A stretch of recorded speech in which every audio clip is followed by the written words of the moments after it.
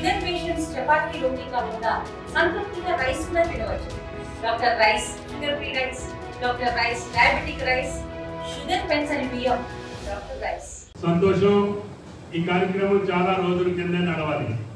ఇప్పుడు ఆయన 3-4 సార్లు ఫ్లెక్సీని పెట్టింటూ చిరిగిపోతుంది. ఎందుకంటే అందరికీ ఒక రోజు కుదరట్లేదు.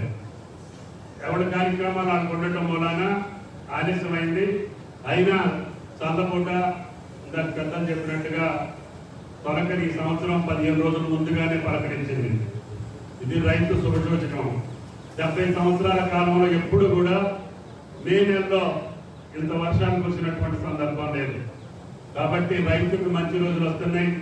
రేవంత్ రెడ్డి గారి నాయకత్వంలో చేతనైనంత, భగవంతుడు శక్తి ఇచ్చినంత, ఒకవేళ శక్తి ఇవ్వకపోయినా కూడగట్టుకొని ఆయన కష్టపడి రైతాంగాల యొక్క సమస్యలే ప్రధాన సమస్యలుగా ఆయన ప్రభుత్వ కాలంలో రైతుని ఇబ్బంది లేకుండా చూడాలని చెప్పి ఆయన ప్రయత్నం జరుగుతుంది. ఎప్పుడూ లేనటువంటి విధంగా, ఎన్నడూ లేనటువంటి విధంగా ఒక రాష్ట్ర ప్రభుత్వం, చిన్న రాష్ట్రం, కొత్త రాష్ట్రం, ఆర్థిక సమస్యల్లో చిక్కుకున్న రాష్ట్రంలో మొట్టమొదటి పంట కాలంలోనే 33,000 కోట్లు రైతుల జేబుల్లోకి పంపించినటువంటి ఏకైక ముఖ్యమంత్రి రేవంత్ రెడ్డి గారు అని చెప్పి మీకు ఈ సందర్భంగా మనం చేస్తున్నా. ఇంకా చేయాలనే తాపత్రయంతో ఆయన ఉన్నారు. నిన్న రాత్రి ఢిల్లీ నుంచి వచ్చిన తర్వాత కూడా మమ్మల్ని అందరినీ పిలిపించి, అన్న ఇంకా ఉత్తర తెలంగాణ జిల్లాలో కొంత ధాన్యం తగ్గిపోతుందని వార్తలు వస్తున్నాయి, తడిసిన ఎట్టి పరిస్థితుల్లో రైతుకు ఇబ్బంది లేకుండా కొనుగోలు చేయండి. ఇందాక పెద్ద ఆయన చెప్పినట్లుగా భారతదేశంలో నిన్ననే కేంద్ర ప్రభుత్వం ప్రకటించింది, ఎక్కువ ధాన్యాన్ని సేకరించినటువంటి రాష్ట్రం ఈ దేశంలో ఏది అని చెప్పి అటు పరిశీలన చేస్తే మన రాష్ట్రం తెలంగాణ రాష్ట్రం మీ దయ వల్ల నెంబర్ 1 గా నిలిచింది అని చెప్పి మీకు ఈ సందర్భంగా మనం చెప్తున్నాం. 2,83,000 మెట్రిక్ టన్నులు ఈ జాతికి అన్నం పెట్టడానికి తెలంగాణ రైతు కంకణం కట్టుకొని పెద్ద ఎత్తున వరి ధాన్యాన్ని పండించారు. అందుకనే గతంలో ఈ రోజు కల్లా పోయిన సంవత్సరం 3 లక్షల మెట్రిక్ టన్నులు సేకరిస్తే ఈ రోజుకి 6 లక్షల చిల్లర మెట్రిక్ టన్నులు మీ ఒక్క జిల్లాలోనే సేకరించినాం. అంటే డబుల్. పోయినసారి 3 లక్షలు అయితే ఇప్పుడు 6 లక్షలు. సుమారు 1,300 చిల్లర కోట్లు, 51,000 కోట్లకి మీకు డబ్బులు ఇవ్వాల్సిన అవసరం ఉంది. ఈ రోజుకే 1,151 కోట్లు మీ ఖాతాలో పడ్డాయి. ధాన్యం అమ్మితే రోజులు ఏం చూడకుండా 3-4 రోజుల్లోనే రైతులకు ఇవ్వాలని చెప్పి ముఖ్యమంత్రి గారు ఆదేశం. కాబట్టి దయచేసి ముఖ్యమంత్రి యొక్క తాపత్రయం, తెలంగాణ ప్రభుత్వం యొక్క ఆశ, తెలంగాణ ప్రభుత్వం యొక్క ఆశయం రైతుని నిలబెట్టుకోవాలి.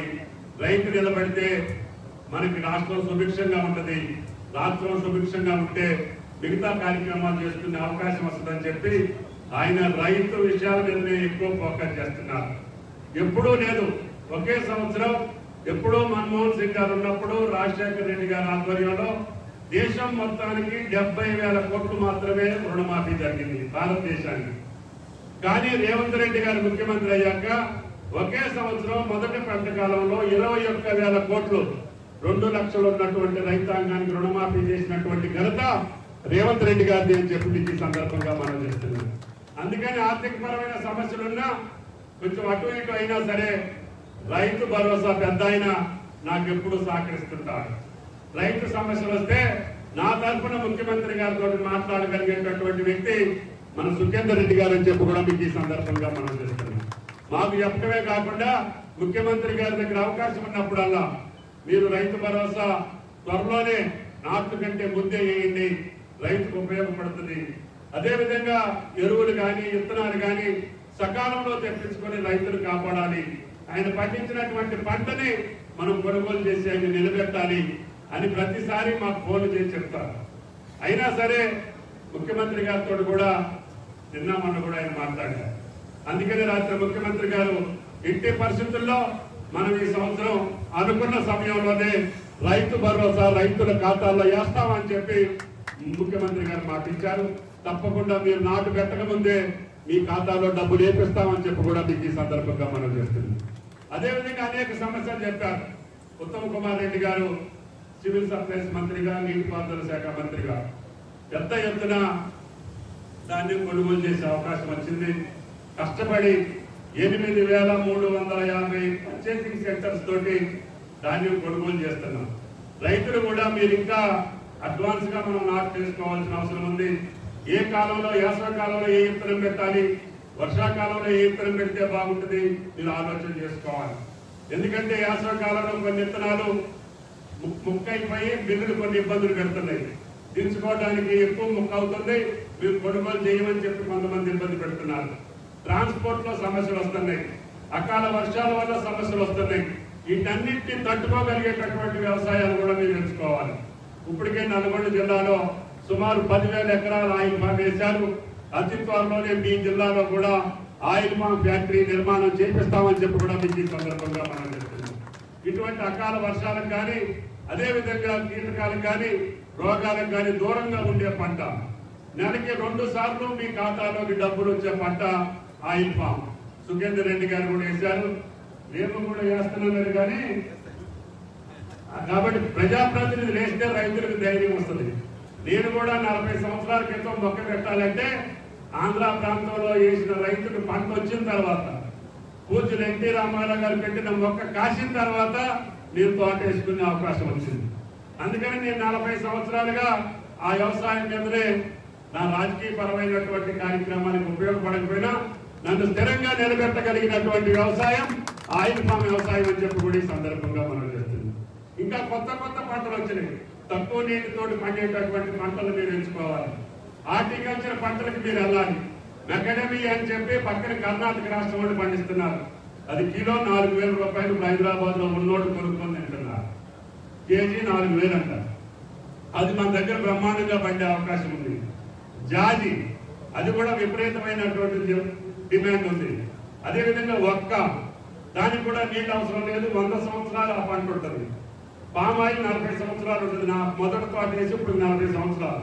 కాబట్టి రైతులు ఎవరు కూడా ఆలోచన చేయకుండా కొత్త పంటల ఆవిష్కరణ చేయాలి. వరి నుంచి కూడా మనం కొంచెం పక్కన తప్పుకోవాలి. ఈ వరికి చూశారు మీరు ఎన్ని కష్టాలు వచ్చినాయో, ఎన్ని ఇబ్బందులు వస్తున్నాయో. కాబట్టి మనకి సరిపోయిన పంటలు అన్నింటినీ కూడా మనమే పండించుకునే స్థితికి రావాలి. కాబట్టి దయచేసి బోనస్ ఎందుకు ఇచ్చామంటే పేద ప్రజలకు కూడా సన్న బియ్యంతో అన్నం పెట్టాలనేది కాంగ్రెస్ పార్టీ యొక్క కోరిక. ప్రభుత్వం, ముఖ్యమంత్రి గారి నిర్ణయం, అన్న అందరికీ సన్న బియ్యం ఇవ్వాలంటే ఏం చేయాలంటే అప్పుడు సన్న బియ్యానికి బోనస్ ఇవ్వాలని నిర్ణయం చేశాం. 500 రూపాయలు బోనస్ ఇవ్వడం వలన ఈ రోజు మనకి సరిపోని సన్నధాన్యాన్ని మనమే పండించుకునే స్థితికి వచ్చాం.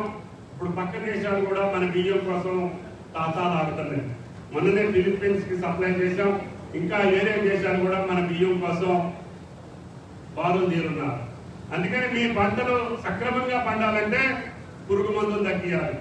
పురుగు మందులు తగ్గాలంటే యూరియా వాడకం తగ్గాలి. యూరియా వాడకాలు తగ్గితే మీ పంటలన్నీ కూడా ఏ దేశమైనా కొనుగోలు చేసే పరిస్థితి ఉంది.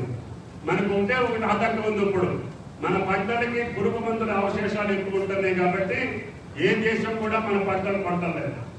మిర్చి కానీ ఏ యొక్క వరికి కూడా అది టెస్ట్ చేసుకొని అవి తక్కువ ఉంటేనే మన పంటను కొనుగోలు చేసే పరిస్థితి ఉన్నారు. అందుకనే మీరు దయచేసి తెలుసో తెలియకో యూరియా వాడకం తగ్గించి మీరు సంప్రదాయ వ్యవసాయానికి పోవాలి. కాబట్టి అటువంటి వ్యవసాయం చేసిన వాళ్ళు ఇప్పుడు నిలబడుతున్నారు. ధైర్యంగా ఈ రోజు సమాజంలో తలెత్తుకుని తిరుగుతున్నారు.